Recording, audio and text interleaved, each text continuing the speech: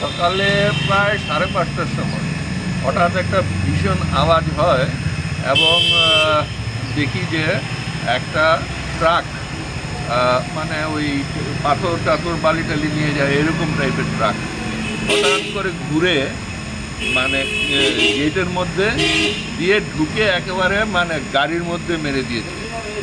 একদম পুরো আপনার স্ট্রাকচার দরজা ফরজা সব ভেঙে গাড়ি একদম চ্যাপ্টা।